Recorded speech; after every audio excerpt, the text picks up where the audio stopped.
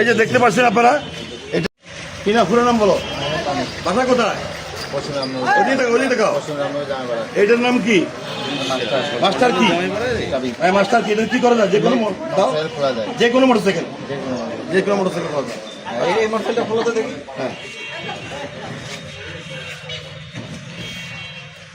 সোজা করো। এই যে দেখতে পাচ্ছেন আপনারা, এটা একটা এই মাস্টার কি দিয়ে যে কোনো মোটরসাইকেল খোলা যায়। ওনার নাম মানিক, ওনার বাড়ি রামনগরে।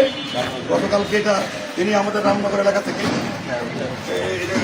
গত পরশু এই মোটরসাইকেলটা উনি চুরি করেছেন। আমরা ওনাকে শনাক্ত করছি এবং ওনার কাছ থেকে মোটরসাইকেলটা উদ্ধার করেছি। ওনার কাছে মাস্টার কি আছে, ওনার তথ্য মতে আমরা এই মোটরসাইকেলটা উদ্ধার করছি। এই কাছ থেকে ভালো না খারাপ? খারাপ। উনি নিজে জানেন এটা খারাপ।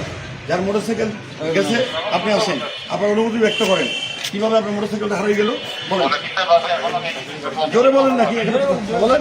আমি আমার শাশুড়ি বাড়িতে দাওয়াত থেকে। কোথায় শাশুড়ি বাড়ি? কোথায়?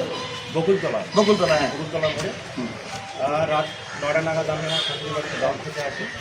সেই মুহূর্তে নিচতলায় গাড়িটা রেখে উপরে গিয়ে দেখি আমি 11টা নাগাদ আসি বলতে আমার গাড়িটা চলে গেছে।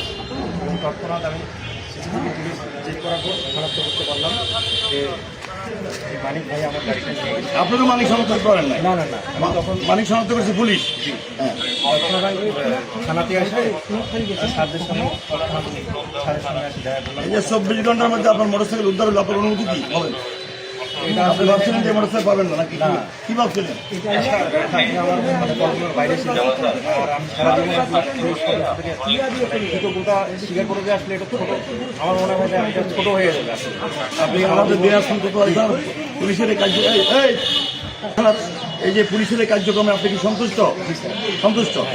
সবাইকে ধন্যবাদ। কোথাও মোটরসাইকেল চুরি হয়ে গেলে আপনাকে জানাবেন, আমরা ইনশাল্লাহ আপনাকে উদ্ধারে সাহায্য করব।